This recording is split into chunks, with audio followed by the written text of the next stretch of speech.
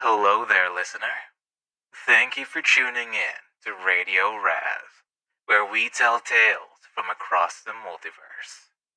Starting with Relic of the Future, an alternate timeline take from the RWBY-verse, weaved by Coeur Al-Aran. Victory can prove bitter, especially when you're the only one alive to see it. With the world in chaos and everyone he ever loved dead, John Ark makes a deal with the devil for one last chance to go back and change it all. But devils don't play by the same rules as humans. And Salem never did say how far back he'd go, or how much deeper the war between her and Ozbin really went. Chapter 1. John came to slowly, eyes struggling to open to a world of black stone and blacker smoke. The moon's rays pierced through the broken obsidian of the tower's walls, splashing across strewn rubble and hard tiles. Motes of dust floated in the air, dancing between the shafts of illumination. The only movement that existed in a world that seemed lost to time itself. Below the wall, half stuck through it, an airship lightly smoldered away. With a crackle of fire, a large piece of the bullhead's hull gave way, tumbling down to the ground with a mighty crash.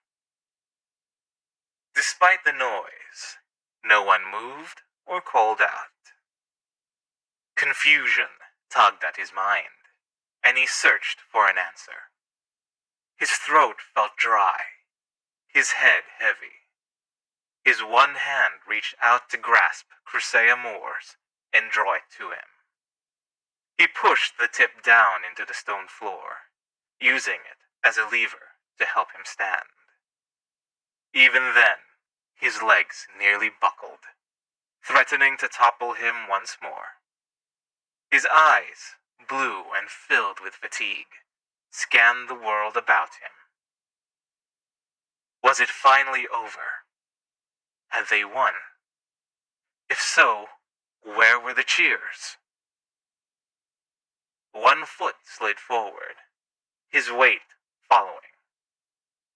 The wounded huntman's gait was slow, punctuated by the scrape and tap of an ancestral sword used as nothing more than a walking stick.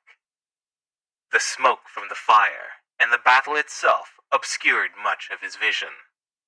He coughed and pushed through it, pausing as his eyes caught a familiar shock of green, white, and orange.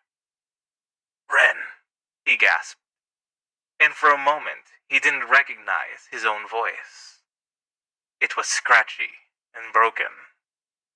He shook his head, pushing on when they didn't answer. "Nora, are you okay?" His own breath was the only response. He staggered towards them, letting Crusea Moore's clatter to the ground as he did the same, falling onto his knees and reaching for them. His hands touched Ren's shoulder, and he knew what he would find, even before he turned him over.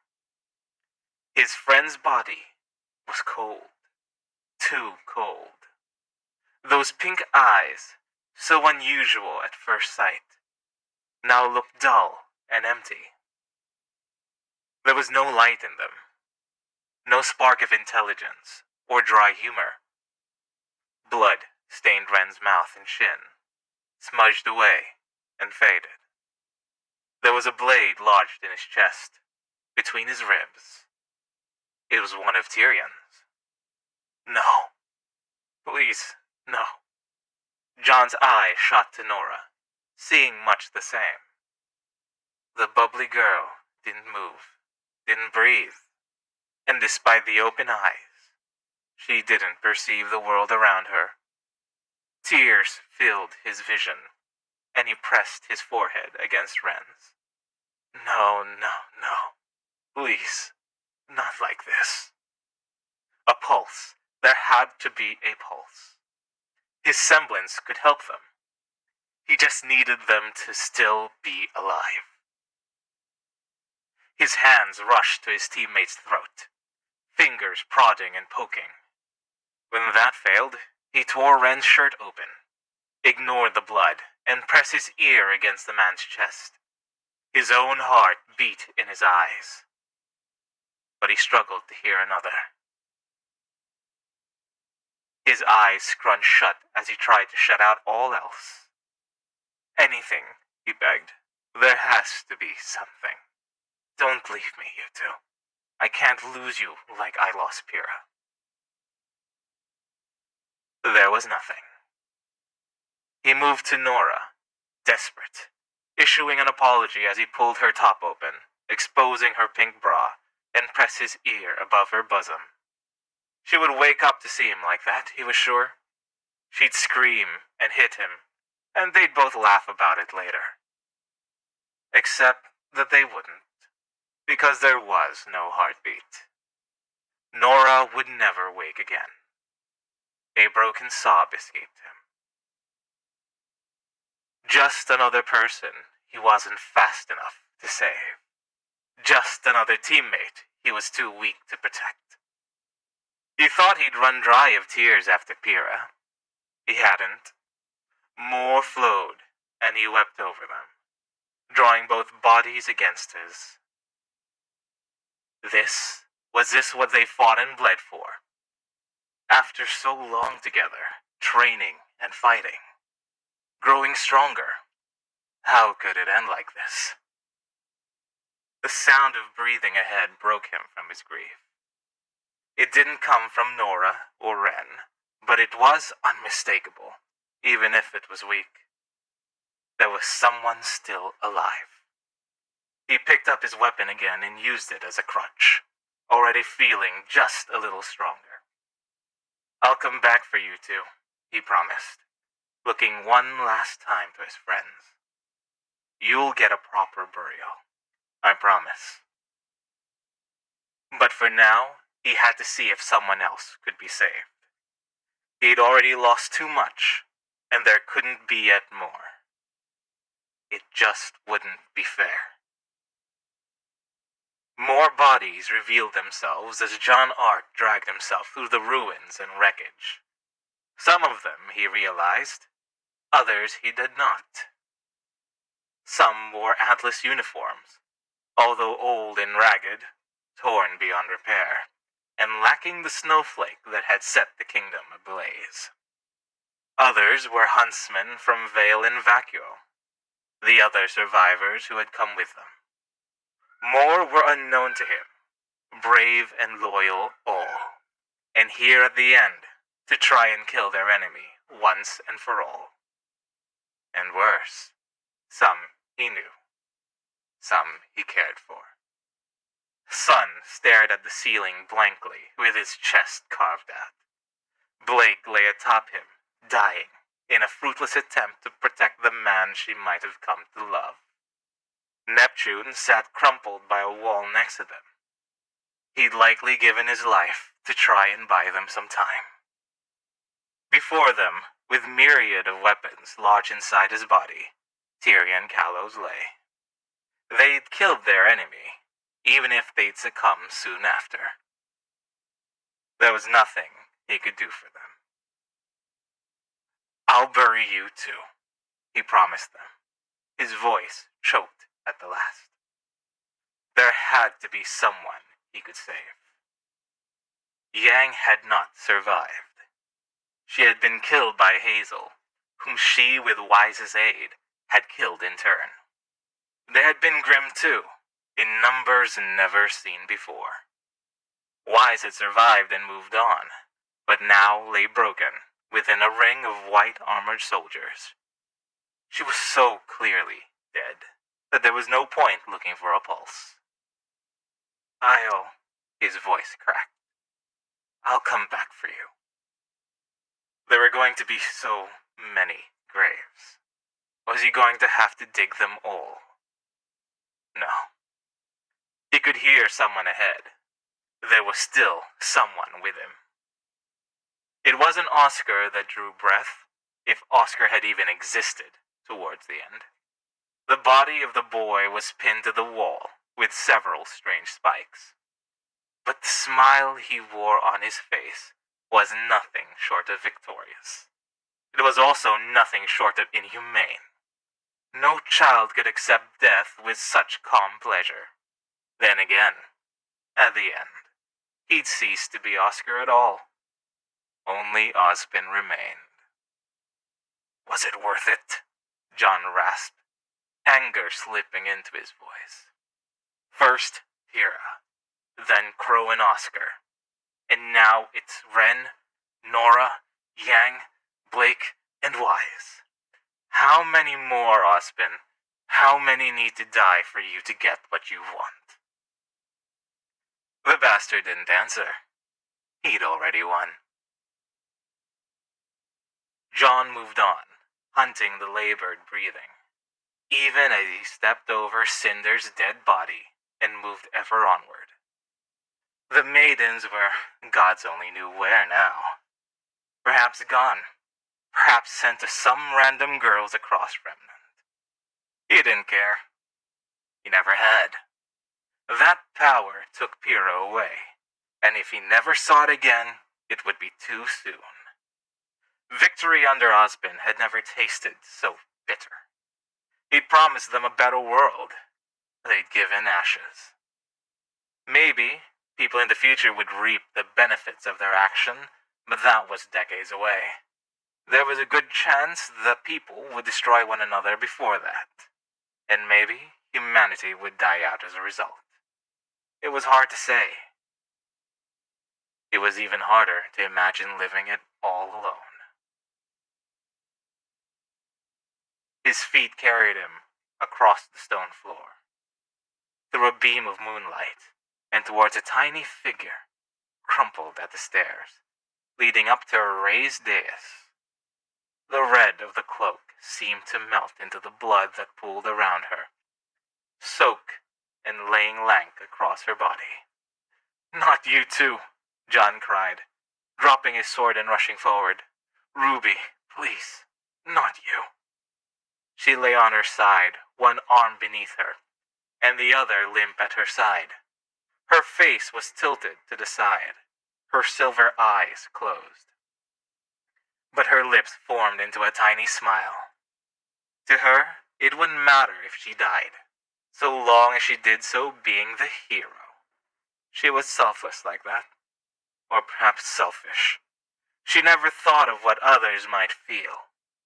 His tears splashed on her pale cheek to run down it, almost like it was she who wept. His hands flew over her, searching for the rise and fall of her chest, or the rhythmic beating of her heart, no matter how weak. John's breath hitched, his mouth open, and he tried to speak, but nothing came forth. Words were useless anyway. She couldn't hear them. She was gone. His knees splashed into her blood as he gripped his head between both hands. This wasn't possible. This just wasn't possible. You can't leave me here, he begged. Pouring his aura into her body, it did nothing but drain him. There was nothing left for his semblance to bolster. He tried again regardless, forcing aura out of him as tears poured down his face. Please wake up.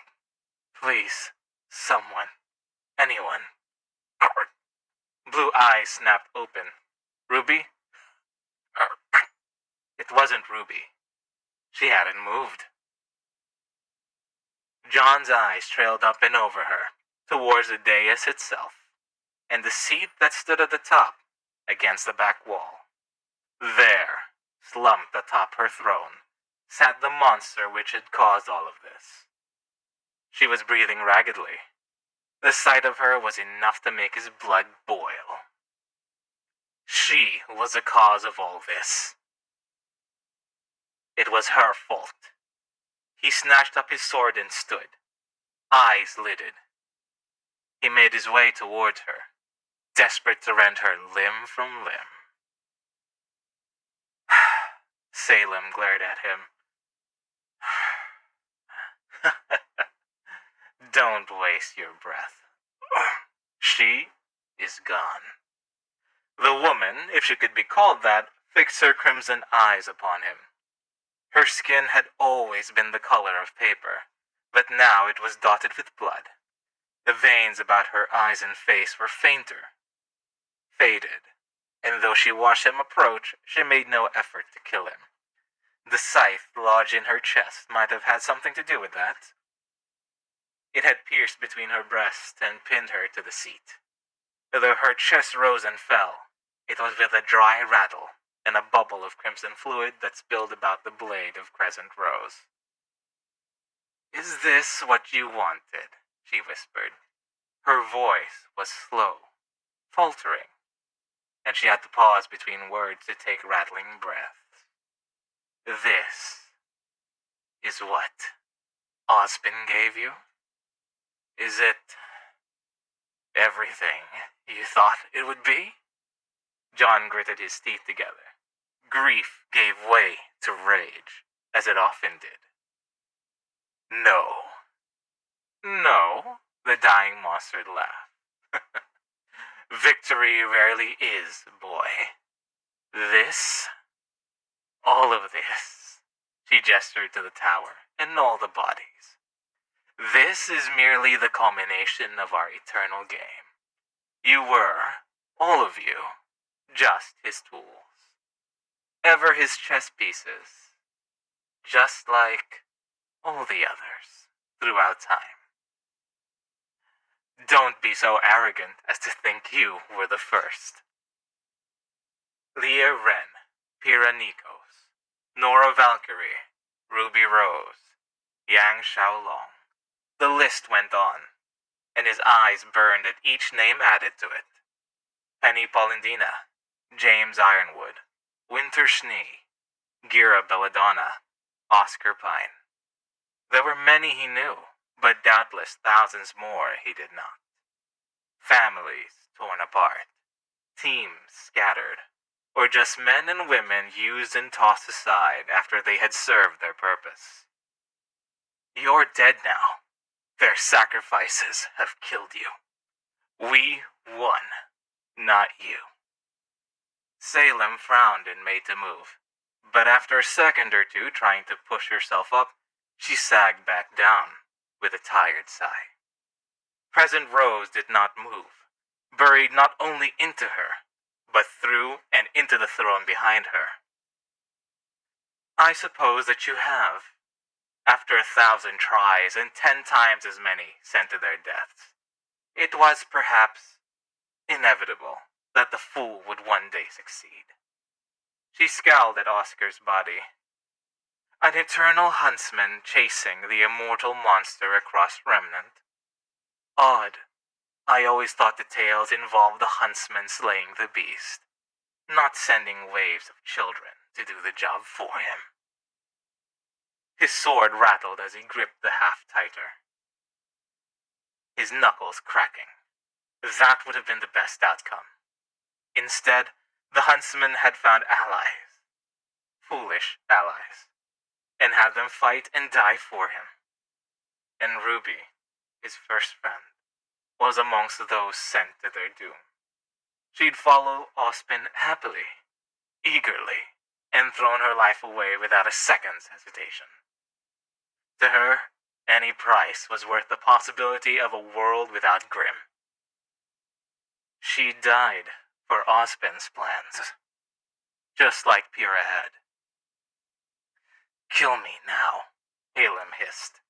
"Finish me. I will allow it. There is no greater pain I could inflict on you than to live the rest of your life knowing you will never have them back. Your loved ones died to buy you this chance, so don't squander it now." Fury bubbled up behind his eyes, but he held it back, unwilling to be baited. She was already dead, and they both knew it. She just wanted him to end it faster. Or maybe to get one last chance in to kill him as well before she died. He stood several feet away instead, watching as her smugness fade, and she slumped angrily back onto her throne, bleeding out. She was as good as dead. Of course, so was everyone else. This isn't how it was supposed to end. Then how was it supposed to end? Salem asked, surprising him that she even cared to listen in the first place. You would come here and slay the monster, only to run off with the girl into the sunset. Was that your plan? No. It had been to join Beacon, make friends, become a huntsman, and find a lovely girl to settle down with. It could have been Pyrrha, had he not been so blind. It might even have been Ruby, had she not been so self-sacrificing. You know, boy, it still could be different. Don't toy with me, he snapped. Kersea Moore swung up to rest against her sternum, his weight leaning against the pommel as he prepared to thrust it through with his own body weight.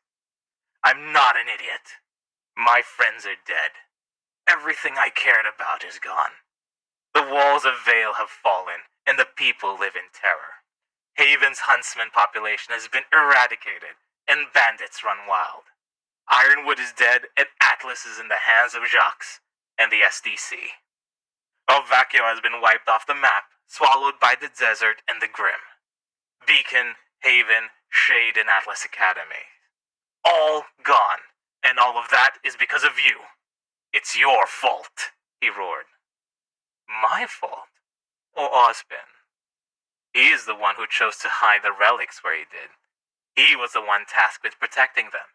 And yet instead of doing so, he hunted them down himself to craft them into a weapon to use against me. She gestured to the scythe trapped within her. Blame me, if you will, but do not dare to ignore your own actions, child. I would have never found them, but for you and Osbin leading me to each and every turn. Osbin knew that. He considered it worth the risk, and the lives of all of those who fell. I may be guilty, but you and yours had a hand in all that happened. His breathing became ragged. Whether she was right or wrong, it didn't matter. Not anymore. He'd long since lost faith in Osbin, but no one else had listened.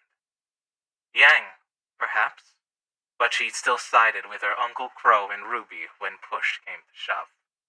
Those two would do anything, the headmaster said. And maybe Ren and Nora would have sided with him if he'd spoken out. No. He was sure they would have, but he hadn't. He'd been cowed, angry, grieving and desperate to leave the decision-making to someone else. Anyone. So many chances for him to have done something different. It was funny, except not at all. That he could only see those chances now, when it was too late to take any of them. Of course, Salem whispered. There is still a chance for you to save your friends. John's eyes snapped back to the present. He leaned further on his sword, digging the tip into her. You lie! What would lies serve me now? You want to live. You want me to spare you. Fool. Salem laughed bitterly. I'm already dead. Not even your petty semblance can prevent this. Then you want to trick and kill me, he countered. You are already dead. If not on the outside, then on the inside. There would be no pleasure. I expect you'll kill yourself within a year or two anyway. Or live a life of misery and pain. If I wanted you to suffer, I'd rather you live in despair and regret than die painlessly here. What a monster. Even her dying words were filled with malice. He should kill her, though. Ruby had already done enough, but she'd want him to finish Salem off once and for all. It was the proper thing for a huntsman to do. But he didn't. What do you mean they can be saved? Interested? Salem's smile threatened to return, but cut off when his sword dug a little deeper. I'm telling you there is a way to save them. But to do so, you must prevent this from happening. Explain. It is their presence here which led to their deaths. It is Ozpin's little plan which saw them sacrifice to bring about my end. Prevent this from happening in the first place, and your friends would still be alive today. All you need is a chance to go back and change it. I can give you that. A chance to change what's already happened, he spat. You're talking about time travel. You're saying you can send me to the past. When she didn't deny it, his temper roared back to life. She was mocking him. She'd gotten his hopes up and then pissed on them, bringing all his pain back to the fore. He prepared himself to kill her once more, drawing his sword back for the final blow. His eyes flashed with pure rage. Wait! Wait! Wait! Salem breathed heavily, waiting for death. But he had paused, against his better judgment. When she saw that, she quickly explained. I do mean time travel, in a sense. Did you not think it strange that Ozpin could never die? That he was untouched by time and able to live from one host to another? He told us he was cursed by the gods. The gods abandoned Remnant long ago. Did he not tell you that? John's brow creased. Crow did. What of it? The gods vanished long before I existed, and long before Ozpin walked Remnant. In that case, what gods would there have been to curse him? None. He didn't lie. Not really. His curse came about as a result of my actions, and at the time I was considered akin to a god. So the moniker might have been good enough for him. It was not intentional on my part. I slew him, but in my haste did so in a manner that bound his soul to my fate. She chuckled at the irony. As you see, while he was a powerful wizard in his time, I was stronger. In truth, it was I who granted him his immortality, no matter how much an accident that was. What does that have to do with time travel? He asked. With the relic of creation, I can form, for you, a body in the past. With the relic of choice, I can send your mind back to make your own. It is that relic which put Ozpin in the situation he is in, and I can replicate that with you. You would die here, but your soul, your memories, would travel back into a new body. You would exist outside the flow of time, and thus be capable of making changes. You could stop this, he gestured to the bodies and the wreckage, from ever happening. His hands were shaking. A part of him, a large part, refused to believe the creature before him, if only to save himself the pain of being wrong. If this were some cruel trick, then it would break him. Don't get your hopes up, he thought. She's just trying to trick you. She's trying to hurt you. Nothing hurt as much as hope, especially when it was crushed. He knew that well by now. You'll just kill me, he said. Why should I trust you? Look at you, boy. You're a walking corpse already. What are you going to do once you kill me? You'll bury them, perhaps? But then you'll walk out into the wastelands to die. I may kill you, yes, but I could have killed you already had I wished it. This may or may not be a trap. Nothing I say will convince you otherwise. It is up to you to decide if the risk is worth it. The tip of his sword wavered. It was fantastical and foolish to consider her offer. He would be signing his life away. And for what? A chance to go back and do the same thing? A chance to change things so that people didn't have to die. What if he could save Ruby, Ren, and Nora? What if he could save Yang, Blake, and Wise? What if? What if he could save Pyrrha? His eyes watered as the memories assailed him. the grief and the pain, and so much more. Salem was right. Damn her. He was a dead man standing right now. He had no reason to live, or any plans on what he was supposed to do. Everyone he cared about was dead. Everyone. Even if it was madness to consider it, Salem had a point. She was dead either way, and whether she killed him or he died to exposure trying to drag his injured self to Vale, the result would be the same. In that case, why not go out on a limb? He didn't have anything to lose. The world was in turmoil anyway. After they'd arrived at Atlas, drawing Salem and her allies along with them, the city had been through hell. Ironwood had tried to help them, but he'd been betrayed, killed, and Jacques Snee had seen his chance for more power, stepping into the power vacuum and taking control of the entire kingdom. John would be killed the second he returned to civilization. Jacques would string him up as a scapegoat, if angry and grieving families didn't do it first. Even his family was dead, hunted down and killed by Tyrion in a sick attempt to draw him into a trap. This wasn't the world Osmond had promised them. It was hell. Salem saw his conflict and smiled. You could change things. You could keep them all alive. You could change the way the world is now and make it better. Why? He had to ask. Why would you want to send me back? What could you possibly gain? Is that not obvious? If you return and meddle, then this may not happen. It is a chance that I will survive. I'm not on your side, though. I'll still kill you. You will certainly try, but you might fail. Osmond's gambit here was successful due in no small part to the willingness of your pawns to throw your lives away. Your victory here is Pyrrhic, and if you go back and seek a more fulfilling one, there is a chance it will fail. It is that which I seek. That chance is all I have left now, seeing as my life ebbs away before my eyes. It made a twisted sort of sense from her point of view, and even if the honesty surprised him, he supposed she knew it wouldn't change his answer.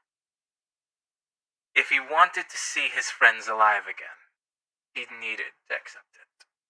And while that meant Salem would live, it also meant he would have another chance to kill her. A chance to do it properly, with us preparing for a battle, and not rushing off after Osmond like lambs to the slaughter. Salem wasn't wrong. Osmond had sacrificed them all for this. It wasn't just their teams, but all 4 kingdoms as well. Humanity would survive, but there was no telling how much carnage would occur. Another Faunus War? For sure. The White Fang had done too much. It might even be a great war if the SDC saw the weakness of others as opportunity. No one had the strength to oppose them. Of course, none of that had mattered to Osmond. So long as his eternal enemy died, the world could be in any state. He died smiling, even as they all fell one by one to Salem and her forces. And he hadn't even been sure it would work. If it hadn't, the man would have simply taken over another body and started the process all over again. There isn't much time, Salem warned. Make your decision. There was no hesitation. There should have been. He knew that. But there wasn't.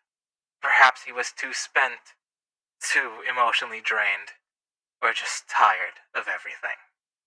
If she killed him, fine. He didn't have anything to live for anyway. I'll do it. Send me back. Salem smiled, or tried. Blood bubbled from her lips and she coughed, her body shaking. There is no time. Come here. I shall return you to another time, and what you do there is your choice. You will exist outside of time as my avatar, which means any change you make will not snap back and remove you from existence. It would do little good for me if by preventing this you stopped me from sending you back and caused a paradox. You didn't worry about it. I won't, he said, feeling a strange tingling sensation overtake him. He took hold of his left hand and a strange burning sensation ran through it, making him hiss. He tried to pull away, but she wouldn't let go. It is my mark, she said once she was done, finally releasing him. There on the back of his hand, a strange symbol was burned into his flesh. It was a vertical eye that seemed to be trapped in a net, with a ring around the outside marking the 4 points of a compass. He turned his hand over, marveling at how it was reflected on the palm of his hand as well. It was necessary to tie your soul here and your new container together. It would not do for either of us for me to miss and send your soul spiraling into oblivion. This mark will connect the two and act as a bridge for your soul. My survival now depends on yours. Do not die before you can fix this. Salem reached out and touched one of the relics that had been placed into Ruby's weapon. It shimmered and twisted, and light poured from it, down crescent rows and into Salem's body. She cringed and tossed her head to the side, as the energy destroying her from the inside. Even so, she drew on it. What are the relics anyway? He asked. They are relics, she hissed, as if that explained it all. They are all that remains of a time long past, as you will soon be a relic of a future that must never happen. They are power. Bright white lines spread out across the dais, underneath and around him. Salem's eyes glowed and blood dribbled from her lips. Go now. Change the past and seek your foolish friends. Prevent this travesty and restore me to power. I will, he promised. But once I do, I'll come and kill you. I'll come with an army bigger than this one, and this time we'll be prepared. You won't stand a chance. And without the knowledge of my coming, you won't even know about it until it's too late. We shall see, boy, Salem sneered. It was a chance he knew she'd take. Better a poor chance than a slow death. The world turned to black a moment later. The ground beneath him seemed to give way, and he fell to the side, only to be suspended as a strange sensation, like water rushing across his skin, washed over his body. He felt his body, his bones and his organs squeezed together and pushed through a narrow tube. And then, with a crash, sunlight washed over him. His face hit a rock a second later. Ugh, my head. Something pounded through his skull, even as a sharp object seemed to be cracking against the back of it. It felt like his head was trapped in a vice, with some terrible surgeon performing live surgery on his brain. The confusion rattled him for a moment, before memory flooded back. Memories of the dark tower and the bodies of his friends. Of the mad deal he'd made with the devil herself. Did it work? He gasped, sitting up. Pain flared through him a second later, and he pushed a hand around to the back of his head. Damn it! What hit me? Something sharp bit into his hand. Ow! Caw! The juvenile nevermore squawked angrily, shocked or perhaps just mindlessly angry that its prey was now awake. It pecked at the back of his head again, or tried to. John's hand snapped out and caught its neck. He looked briefly for his sword, before deciding just to slam the little thing against the ground below him instead, killing it on impact. He staggered up a moment later, dusting his hands of the hateful thing as it dissolved into nothingness. His head felt clearer. Completely fine, even. There had been no headache, just a stupid Nevermore trying to kill him while he was unconscious. He rubbed his sore scalp and winced against the bright sunlight. Wait, sunlight? It had been nighttime when they orchestrated their attack.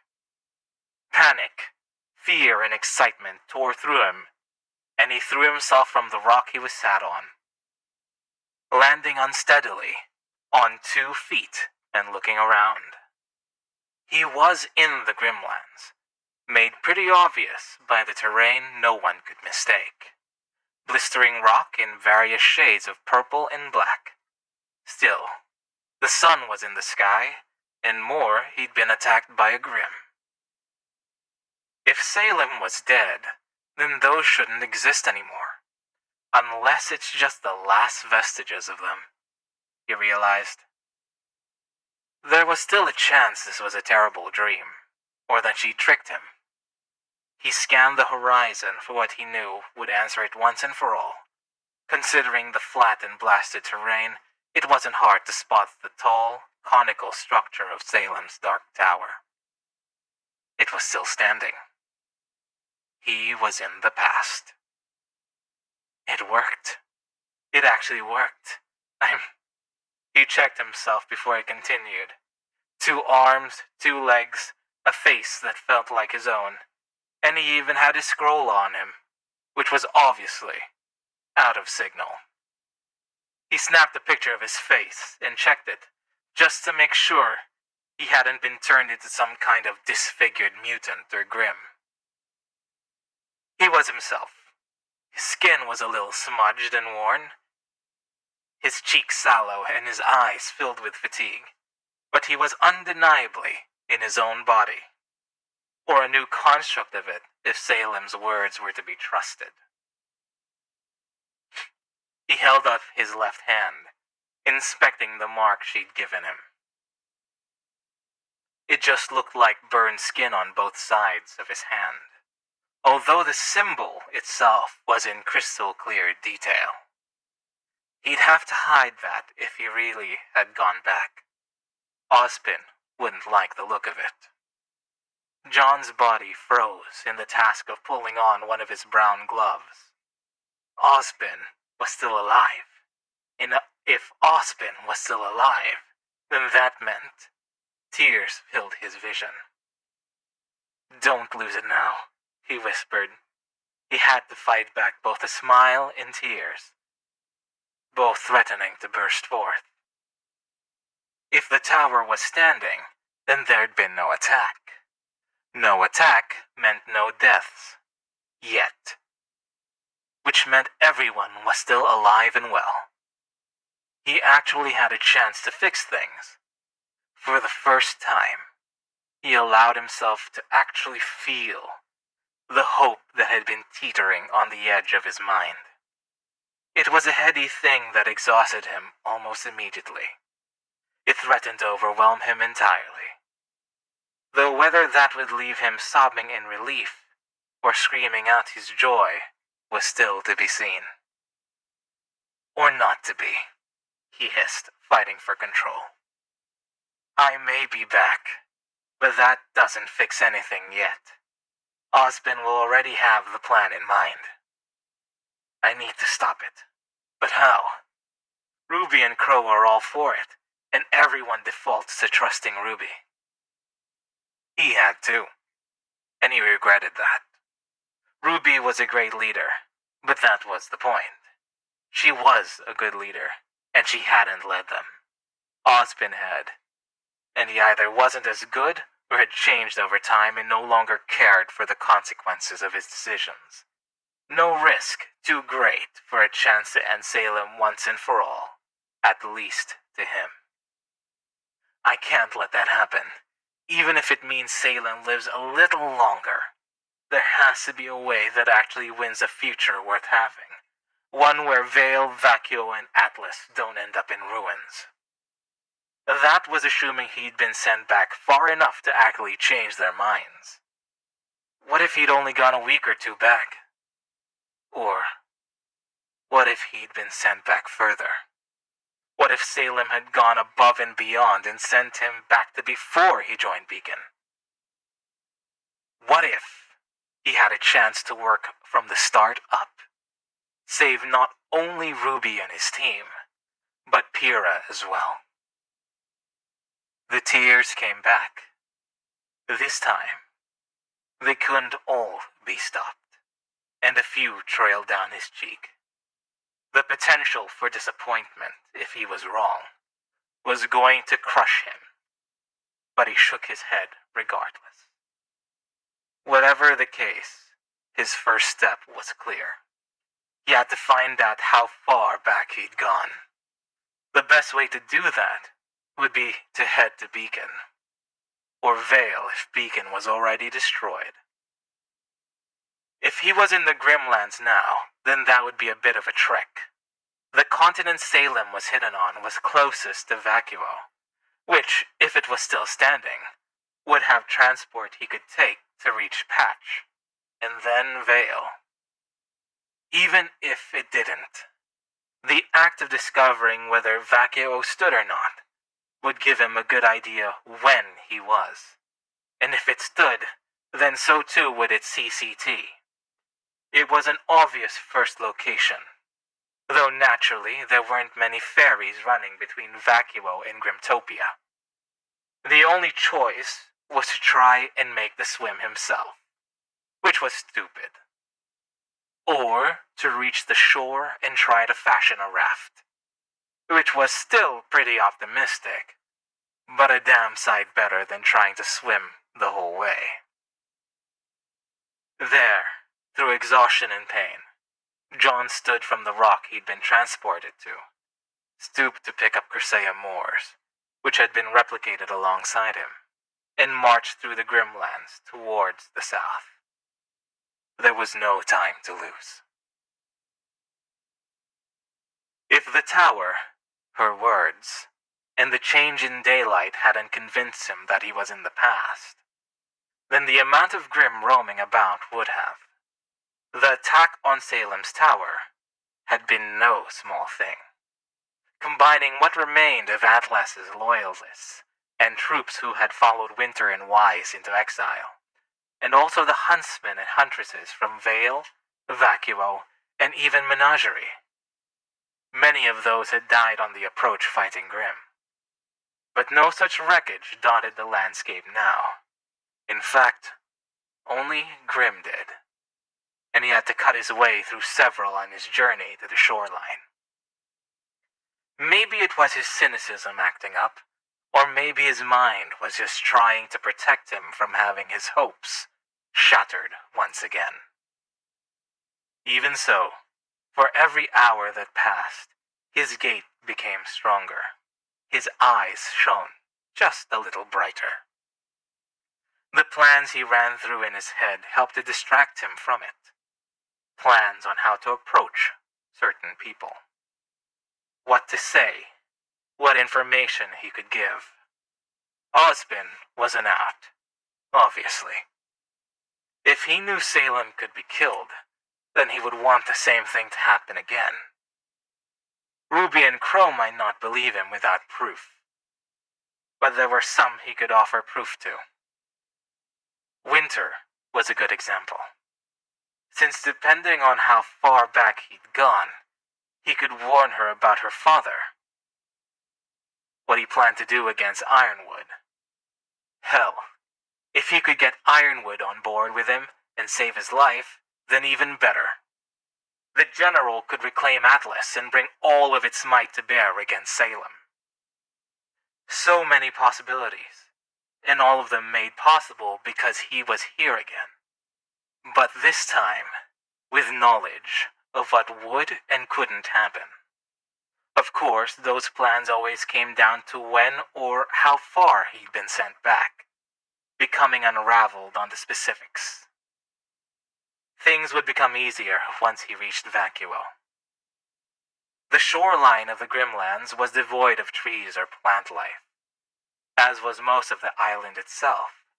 But it was still ashore, and that meant there was plenty of driftwood and wreckage littered about, swept up onto the surf by tides and currents. It was while he was collecting wood that might be good enough for a raft that he caught a flash of gray off to one side, a gray too light to be natural, and piled between seaweed swept onto the beach.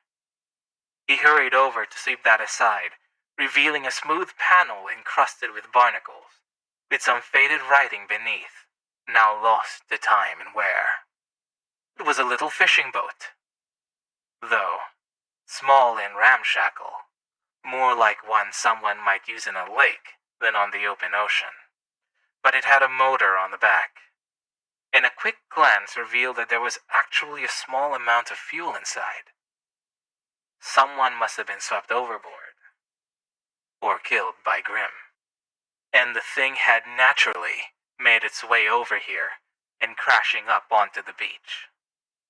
One man's misfortune is another's luck, he mused, working to tear more of the dried and dead algae off it. It was in decent enough shape, a little rotted, but it had a coat of something, which had prevented that to leading to any holes. It would float, and that was all that mattered. He dragged the vessel by its keel down to the surf, struggling against the soft sand and the sharp barnacles that threatened to drain his aura at the slightest touch. There were 2 oars in the side, partially rotted, but probably still usable. The dinky little boat would be worth all the hassle, especially if it got him off the island before all the Grimm started to notice the lone human in their midst. He was lucky. This second chance had blown his mind out of the water. Otherwise, all the misery he'd been feeling would have drawn them to him like moths to a candle. As it was, he was too excited to feel down. Despite the grim situation, no pun intended, he couldn't help but smile. His friends weren't dead. Not here. They were still alive, and probably wondering where he was. He clapped his hands together once he had the boat bobbing on the edge of the shallows. Right. I need to trek to the city, reach the CCT, and find out how far back I've been sent. And then, whatever the case, it was off to Beacon to try and save his friends, and the future of Remnant. With one final shove, he pushed the boat out into the shallows, leapt in and cranked the motor. To his delight, it rattled weakly, and on the 3rd try actually sputtered. The engine, like his newfound hope, came to life. Wait for me, everyone. I'm on my way. Thank you, dear listeners, and so ends Chapter 1. Do feel free to hop in back for the 2nd chapter, if it pleases you.